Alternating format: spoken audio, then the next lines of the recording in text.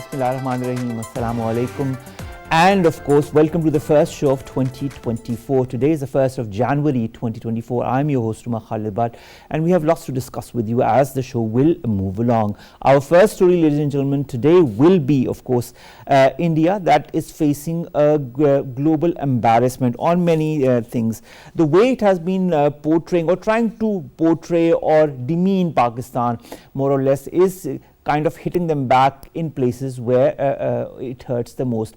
The first example being of this lady, this 25-year-old lady, Dr. Savira Prakash, who is set to create history as she is the first woman from Pune to contest in the general elections for the constituency PK25 for the Provincial Assembly of Khyber Pakhtunkhwa. Now, she was interviewed by an Indian journalist who tried to extract as much information from her to demean Pakistan. In fact, he was extremely disappointed, or might I say, the Indians were extremely disappointed, at least those who wanted some kind of backlash from Ma'am Prakash. In fact, she talked only good about the people of Khyber Pakhtunkhwa, how they treated her as their sister, and how there was such a lot of support that she had gained since she had started her election campaign and the contesting from the seat of PK25. Then we are also going to talk about India's growing relations, ladies and gentlemen, with Russia. Western countries are extremely concerned as far as this is concerned, because as you very well know that India is part of the Asia-Pacific strategy as far as the United States is concerned.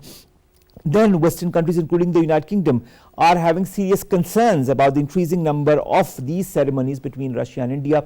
There are a lot of talks, contracts and solidification of relations between Russia and India, and as you very well know that the Western countries are siding with Ukraine in the Russia-Ukraine conflict. So the fact being that India is their centerpiece as far as the Asia-Pacific strategy is concerned, and now when they see their centerpiece moving towards the other side of the fence, it creates a lot of issues. According to the British newspaper Telegraph, an unusual deal has been reached between the Indian and the Russian foreign ministers in a meeting on the eve of Christmas. This is also what we are going to highlight during the course of our first story. Our second story concerns Israel-Palestinian war conflict that has now entered its 87th day.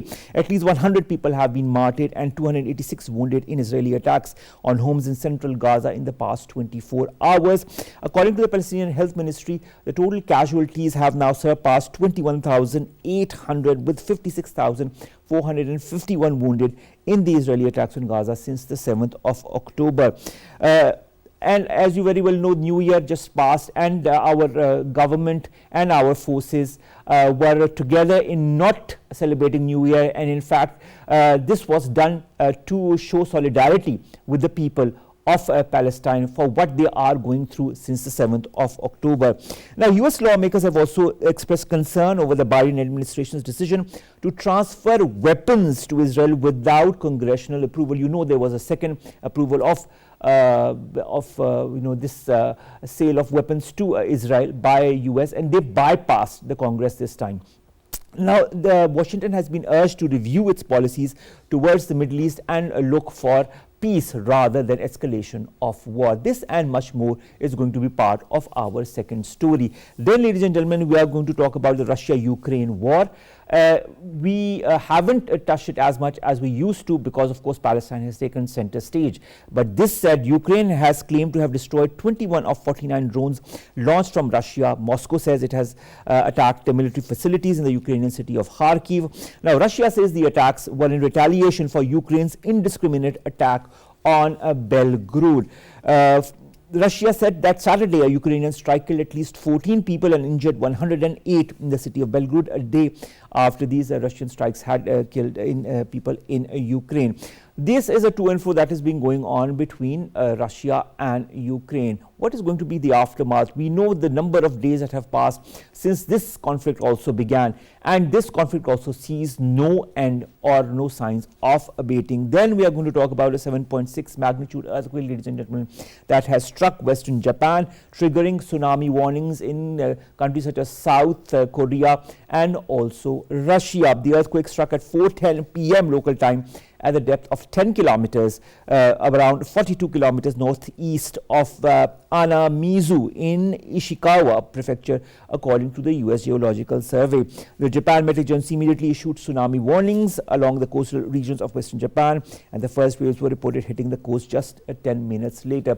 We all know how prone Japan is as far as earthquakes are concerned. It has taken a lot of important measures to protect as much of its citizens as possible from earthquakes such as these, but that will not stop the earthquakes from happening. This is going to be our last story. Let's begin with our first, and that concerns India, that has faced Western embarrassment, let's put it that way, on what has been happening between Russia and India. A lot of talks are happening between both the sides, and the growing relations with Russia are a huge cause of concern for the West, because as far as the West is concerned, it was India that was their centerpiece as far as the Asia-Pacific strategy of the US is concerned, and also all the talks that have been going on with the West and India as well on different issues. Of course, we all know the tiff between the US and China, and how the West has been using India in that very context. Now, as far as the Russia-Ukraine conflict is concerned, we also know that it is with Ukraine that all the Western countries have aligned with and continue to align with. But the fact remains that India is sidelining as far as the Russia-Ukraine conflict is concerned, and siding with Russia, and that is a cause of concern. It's not the fact that with which side it is siding. The fact is that it is causing concern amongst the Western nations, those that thought that India would always take their side when it comes to important issues.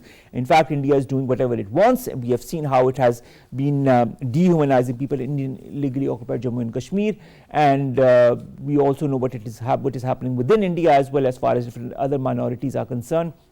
We also know how the human rights seem to have no value for India. This said, when it comes to the international strategy of India as well, we've also seen the transnational terrorism that India has been involved with, whether it be in Canada with the killing of Mr. Nijjar, whether it be in the US with the attempt on a US Canadian national who is also a Sikh, and of course concrete proof have been given to India as far as these two issues are concerned. So let's put it that way, India is more or less on the red button of the West because of different things that have been concerning the West. A, for the transnational terrorism. B, now with the alignment of India with Russia as far as the Russia-Ukraine conflict is concerned. Now, as far as the Telegraph is concerned, it took out a huge article, as far as the building up of relations between India and Russia are concerned. It said that Indian and Russian foreign ministers had announced a close and special strategic partnership after a meeting that was held around Christmas time. Indian foreign minister had stressed on strengthening relations with Russia, and had also endorsed President Putin's global design, as per this newspaper. The Russian foreign minister's use of harsh words against the West in the joint press conference did not crawl on the ear of the Indian foreign minister. This was also stated by the same British newspaper. The two countries, that is Russia and India, have also announced to begin this joint production of new weapons. This also is part of the report of the Daily Telegraph. According to British media, this announcement is a serious alarm for Ukraine, and Russia has found a new supporter in the war against Ukraine, and that is India. Now, Indian and Russian foreign ministers indicated that Russia's illegal attack on Ukraine will not affect the positive relations between India and Russia. We've been joined by Dr. Munawwar Hussain. He's an international affairs expert. Thank you very much, Dr. Munawwar, to have joined us. Dr. Munawwar, let's begin with this alignment of India openly with Russia, and of course talks of a lot of collaboration, also the production of new weapons, and this is, as per an article in the Daily Telegraph, is causing a huge concern for the Western nations. Are the Western nations justified with this concern? Thank you very much, Omar, for having me in the show. Look, India-Russia relationship is an old relationship, and they signed a treaty of friendship in the past. And Russia is a major source of Indian military modernization. Russia provided them S-400 defense system. They upgraded their Arjun tanks. They provided them MiG-29 jet fighters. Even they helped them to develop aircraft carrier. So now we all are observing that there is a change in international structure. We are observing change in the economic patterns. We are observing the changes in the alliances like G7 versus the BRICS. So therefore, India found an opportunity to join a new alliance, and definitely this is alarming for the West. But I would say that Indian rogue behavior, why India has become a rogue, now West is responsible. Because through Indo-Pacific strategy, they gave India a central position. They provided them the new technology of defense. They gave boost to their economy, and Indian economy is based on services of the IT products. Who is buying this product? In fact, the West. And the Britishers, they signed this free trade agreement with India. So this West is responsible. The result is that India has become the rogue state. And not only India, but Israel has also become the rogue state. So two major strategic allies of the West, they are actually going against the Western ideal interest, and they are eroding liberal world order. They are disrespecting the United Nations. So who is responsible against the West? So now West must realize that India is not their strategic partner, but India is going against the values which are established by the West in the form of democracy, in the form of international regimes like human rights or humanitarian laws. All right. We'll continue our conversation with you, Dr. Munawwar, but we've also gotten Lieutenant General Raza Muhammad Khan, who's a senior analyst with us online. Raza Saab, thank you very much to have joined us. Raza Saab, as Dr. Munawwar says, has India become a rogue state and a cause of concern for the West? Yes, obviously, I think it is becoming a liability because it has been attacking, NATO partners like in Canada, and threatening US citizens as well. And at the same time, I think the religious freedom in India is diminishing. And because of that, I think many US religious freedom associations and organizations, which are part of the US government, have repeatedly pointed out that the United States needs to put sanctions against many present BJP leaders for this attitude towards their own minorities, who are specifically targeting the Muslims, and within the Muslim community, the Kashmiris, and then the Sikhs, the Dalits, and also the Christians. So it's not only the United States who have made these observations. I think the European Union has also made these observations, but I think they also need to know that 2024 is an election year there, and all this is being done purposely by the present Indian government so that they can hope to win the elections. So that is a very sad part of the entire relationship between India and its partners. All right. Coming back to you, Dr. Munawwar, I'd like to understand something. The Economist magazine also declared India a poor democracy in the democracy index. We also know what India is up to within India, and I just gave examples before we started our conversation with you, whether it be transnational terrorism, whether it be what it's doing to the minorities within its own country, or in illegally occupied Jammu and Kashmir, which is a blatant example of human rights abuse, and so on and so forth. The list goes on. Do you feel that all of these things combined with now its newfound strength in the relationship with Russia is going to change the attitude of the Western countries toward India, or do you feel India will continue to remain the darling of the West? India is a big market. If you ask the Western scholars and especially their policy makers why you are tilting towards India, their answer is that we share the common values. Common values means democracies. Otherwise, India does not have a democracy. The secular India is transformed into Hindu India. Secondly, they say they have strategic interest to contain China, and India is failed to fulfill that objective the way India defeated in Golan. So this proves that India does not have a capability to contain China. So I believe that West must understand the inner politics of India, where the Modi Sarkar has attracted the vote of the majority of the Hindu population who are living either in the central India or in the north in India. And they are ignoring and violating the rights of the minorities and the human rights violation that they are committing in the Kashmir.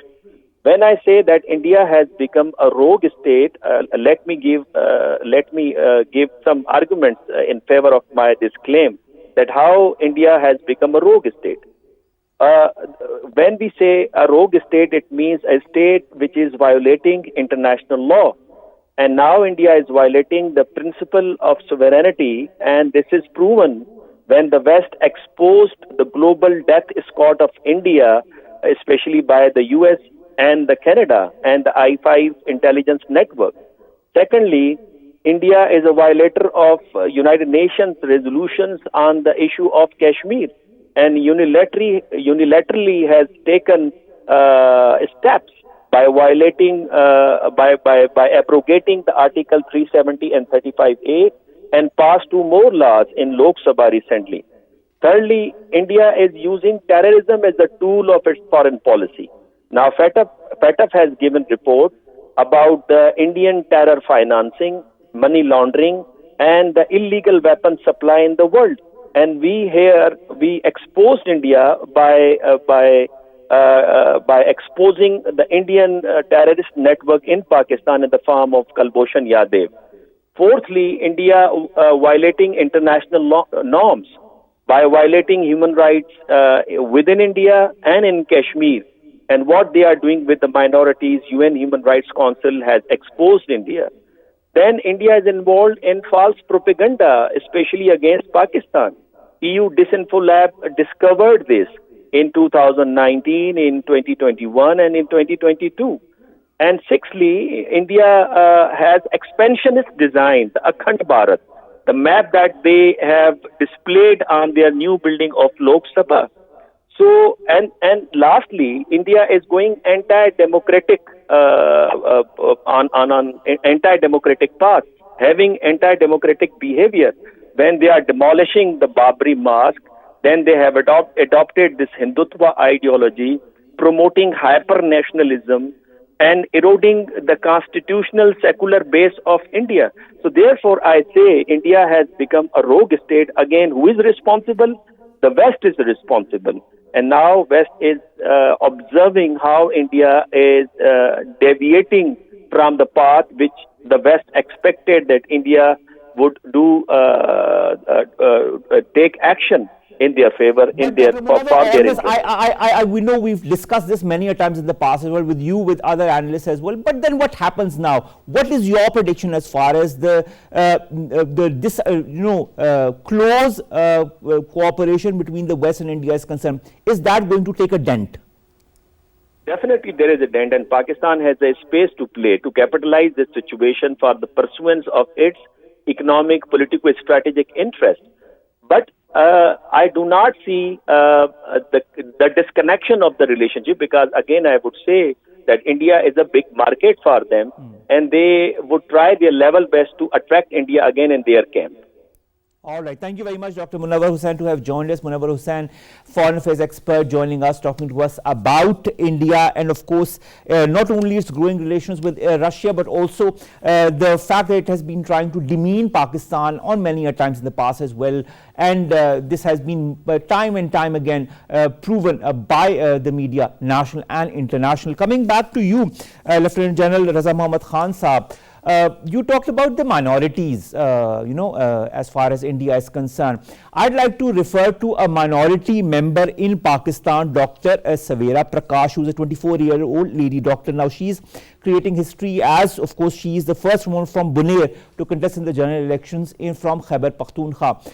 I don't know whether you have watched the interview that she gave to an Indian media outlet, in which the journalists deliberately and time and again tried to extract some kind of negativity about Pakistan.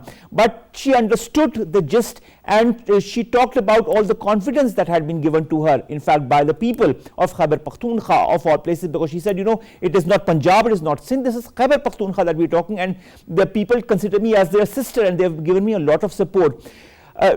India's machinations to demean Pakistan at whichever pretext, because he also mentioned Danish Kanaria in the past, and we all know what that episode is all about.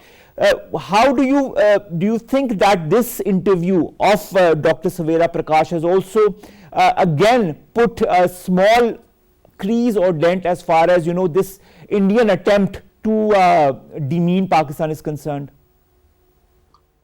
Well, I think these Indian efforts, they are internationally recognized. Of course, this interview would add to a reconfirmation of what the world has seen, and Pakistan has actually prepared and delivered very elaborate dossiers to the entire world, particularly to the United Nations, to the OIC, and other forums. And I think they understand all these things.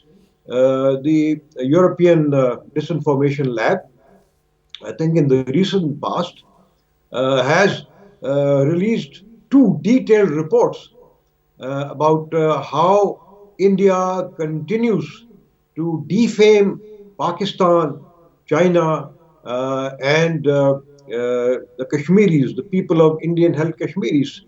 So it is all recorded, and I think there is awareness developing amongst the international community of the Indian behavior, and I think the more they continue to go with this behavior, I think the more defame India would get itself, and the reputation of India is going to get lower and lower if they continue this kind of approach. Raza Muhammad Khan Saab, if we talk about democracy, I don't know whether we can call India a democracy or a pluralistic country anymore. Congress Member of Parliament Shashi Tharoor calls the Modi government's actions a funeral for the Indian parliamentary democracy. Indian elections are about to be held in a few months' time. Do you feel this is going to have some kind of effect on the quote-unquote popularity of the BJP? Or will BJP take this in their stride and work towards another strategy? I don't know. Do you feel any effect on elections is going to happen with this newfound attraction for Russia and strengthening of relations, and of course the Western criticism and the transnational terrorism? Then what is happening with the vis-a-vis Pakistan and the frequent usage of the Pakistan card? Or is it going to be another feather in BJP's cap? Well, I think the Indian opposition, unfortunately, it is divided by itself, and I think they need to reappraise their entire strategy. They need to make alliances with all the oppressed people of India, particularly the minorities, and other communities who have actually rejected the Hindutva philosophy. And unless they do that, I think 1 or 2 statements, even though they may be from very prominent people, will make a difference, but not that much of a difference. Also consider, the Indian policies vis-a-vis what is happening in the Middle East, and probably, You may be talking about that in the next segment, but it is supportive of what Israel is doing in Gaza. And I think the Muslim world must take a very, very serious note of that, particularly the OIC, the Arab leagues, because the people of the organization of Islamic Conference, they are aware that this policy, which India is following, as it relates to first its own, Muslim citizens, and thereafter, its support of Israel, is something which will not augur well for Indian diaspora living in the world in general and in the Middle East in particular. And I think the people of all these countries expect that the OIC and the Arab League will actually prevail upon India and apply economic and diplomatic pressures on it to reverse these policies. And if they do not, then I think they will have to sever some kind of their relationship with India. And if that cannot be done, at the government level, then I think there are many individual affluent business persons from the OIC countries. They may take a lead, and they may actually pull out their businesses from India, whether they are in Dubai or in Qatar or in other Middle Eastern countries. Now, Raza Muhammad Khan Sahab, it's very interesting that you talk of severing of relations of the West with India. They haven't severed the relations with Israel, so how will they sever the relations with India? But they can put pressure on India as far as the Russia angle is concerned. But about the rest, I don't think they have any inclination whatsoever to put pressure or strain the relations with India. Coming to Palestine, because this more or less I feel the tactics of India and Israel are so similar as far as their strategies towards Indian illegally occupied Jammu and Kashmir and Palestine are concerned, that it baffles even a layman.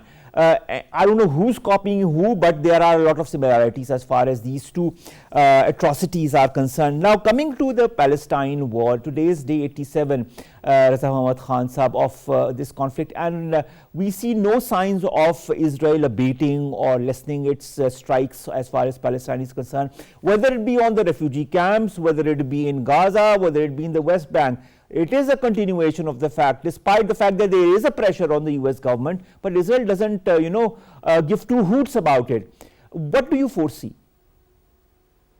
Well, I think the peace, the key to the peace in Gaza, in my view, lies in the United States and with its allies, particularly UK and others.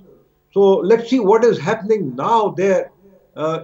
Presently the United States is already fighting a two-front war. It is a proxy war that it is fighting. One is in Ukraine through allocation of huge huge amounts of money, and so far I think it has allocated $75 billion to the war in Ukraine, and about $15 billion since the war in Hamas started to Israel.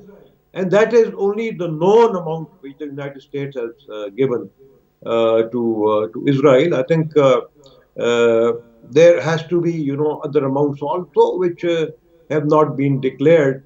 So the cost of this is going to figure out very prominently, and it is already denting, the bipartisan support which Israel used to have in the US House and in the Senate, because if you had watched the discussions there on the allocation of this kind of money, then there are a lot of ifs and buts on that. And considering the fact that the Israeli government and the Israeli army it is interested in a protected war would cost the United States a lot of money. Unfortunately, neither the United States nor Israel has learned their lessons from what happened in Afghanistan, where there were more than 43 countries which fought, the Afghans for more than 21 years and spent $3 trillion. But I think the ultimate solution was through negotiation and through dialogue. And therefore, the earlier Israel and their Israel sponsor realizes this, the better it would be. Because again, within the United States, there are demonstrations going on against the present US policy and its support to Israel, particularly when it is continuously devastating Gaza. And similarly, even in Israel, in Tel Aviv, there have been demonstrations by Israeli citizens calling on their government to first focus on the release of hostages. And for that, if there is a need for a ceasefire, they should agree to that ceasefire.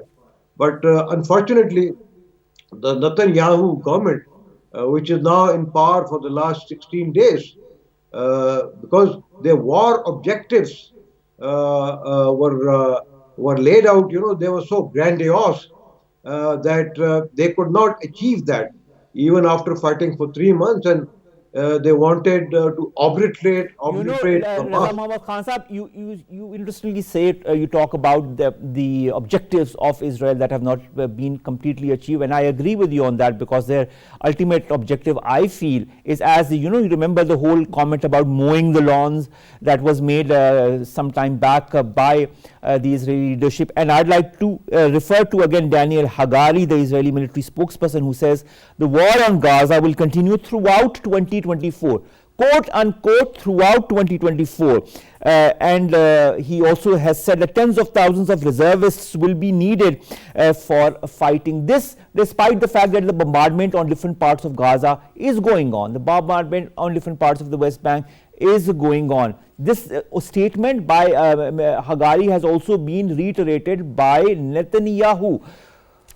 What then? If this continues, if say this whole conflict or war continues for the whole of 2024, what will be left of Palestine?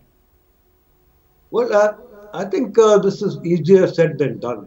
One is there is going to be a very big economic cost for Israel and for the United States. Remember that there is a very large population of dual citizens residing in Israel who are actually Jewish.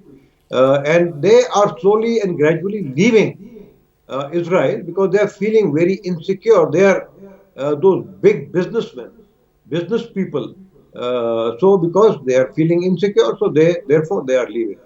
And also that Israel, their military system is based not on, regular armed forces, but on a different system wherein reservists are called for duty, and those reservists are actually doing other jobs, other civilian jobs. And I think now they have also realized that those people, there has to be a limit, to the mobilization of such people, because if there is an imbalance, in recruiting or taking out too many people for military duties, then the other sectors of the economy, the agriculture, industries, they are going to suffer. And they have themselves said that now some people who are now fighting there, they have to return back. And probably, new people will have to be recruited and they have to be sent there. So it is not that easy, to say that we will continue. there have to be, But what is very easy, Raza Muhammad Khan Saab, is the fact that with all the arms that are being provided to Israel, they will continue the bombardment of Palestine, of Gaza, of the West Bank, and they will continue forcing the displacement of the Palestinians. Already, 2.3 million Palestinians that have been displaced from Gaza to other parts of Palestine. The ultimate aim is also to have them leave Palestine altogether and make them push towards Jordan or to Egypt. This said, there's also the whole issue in the Red Sea as well, and it seems as if this whole conflict that was relegated for the moment to Palestine is or might escalate. What is your point of view as far as that is concerned? Do you feel there is a risk of serious escalation?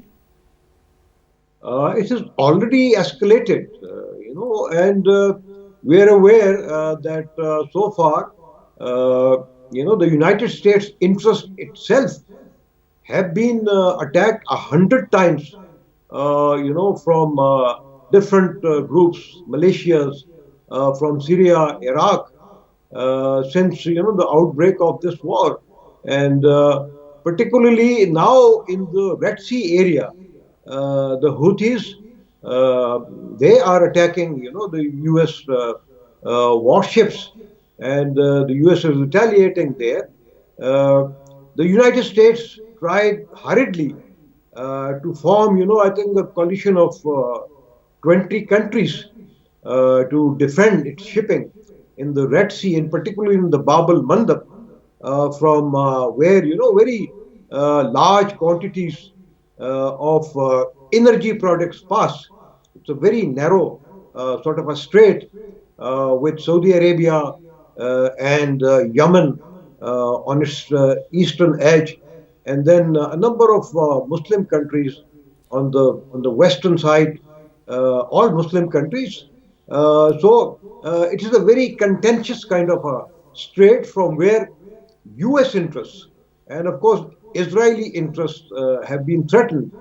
The Israelis have already murdered, in fact, I would say, a very senior Iranian military official in Syria, and Iran has taken that very, very seriously, and it has gone to the United Nations, for that. Similarly, I think now in the West Bank, the West Bank was so far quiet, but with the arrest of over 4,000 people by the Israeli army from the West Bank side, I think Israel, within Israel itself, it will now see a kind of a two-front war, one from Gaza, the other from West Bank. And so far, the Hezbollah in Yemen has not jumped into the war. But if that happens, then I think Israel will be fighting on multiple fronts. And even then, at that time, if it wants, to terminate this war, it will be very difficult for it to do so. So the earlier it learns its lesson, the better it would be. Coming back to the Israeli Prime Minister, Mr. Netanyahu, I think in the last 3 months he has made Israel more vulnerable economically, politically, and socially by ordering the killing of so many innocent people, which now in this age of social media has really, it has enraged not only the Muslims but all other conscientious people of the world, particularly even many US and European citizens. So the reputation of the Israeli army, the reputation of the United States, of Britain, and Mr. Netanyahu has been badly tarnished. And I think that is one reason that Mr. Netanyahu is wanting, to continue this war there. And he's probably clutching at straws if he thinks that by, making this war protracted, he will be able to achieve his objectives, I think that will be a very wrong kind of appreciation and perception. Speaking of objectives, we all know that the US is going to have its elections next year. So is the United Kingdom, so is India. A lot of countries are having, Pakistan is also having its elections this year, not next year, but this year. In fact, we are 2024. I tend to forget that because today is the 1st of January. A group of 12 senators last week, Lieutenant General Raza Muhammad Khan Saab, led by Chairman of the Senate Select Committee on Intelligence, Mark R. Warner, has sent a letter to President Joe Biden urging him to prioritize the resumption of long-standing agreement between Israel and the Palestinian Authority, because this agreement requires Israel to release the funds that help fund critical civil administration and security needs. That has not been done. Again, another attempt by Israel to put pressure on Palestine directly or indirectly. Is this going to be resolved? Is this issue going to be resolved? We also know about how there is also pressure within the US government as well on how they bypassed the Joe Biden government bypassed the Congress and supplied the money for this continuation of war to Israel. Well, I think there is a limit even to that. And I think there will be questions raised by both the parties, the Democrats as well as the Republicans. And it could even be challenged in the courts. But I think what the people of the United States and the allies of Israel need to see is what Israel and the United States has lost so far. Look, I think when great efforts went into some kind of success of the Abraham Accords, and there was supposed to be the Abraham Accord too, with a rapprochement between the Saudi Arabia and Israel. Again, there were these dreams of creating another corridor starting from India to the Middle East and then Saudi Arabia and to Israel, economic corridor that would actually have rivaled the Belt and Road Initiative of China. So I think all that has literally been finished by this war. So that I think is a much greater loss to Israel, to the United States, and to the broader sort of strategic aim of the United States and its partners. But unfortunately, I think the people of these countries, they are not either too much, aware of all these aspects, or these aspects have been, kept under the carpet or by their respective governments. But I would say again that in this age of social media, I think people will gradually come to know what they have lost and how little have they gained or they may gain if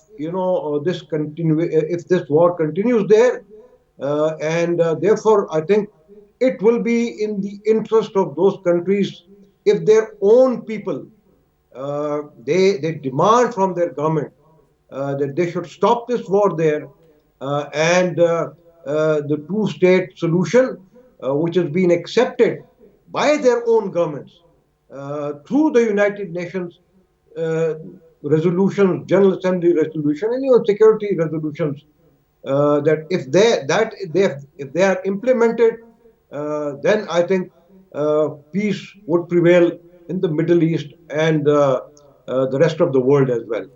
That is true. Peace needs to prevail in the Middle East, Lieutenant General Raza Muhammad Khan Saab, but it doesn't seem that this peace will come anytime soon, the way things are moving along. Thank you very much, sir, to have joined us, to have talked to us about day 87 of this war between Israel and Palestine. Nevertheless, Pakistan has always sided with its Palestinian brothers and its Palestinian sisters.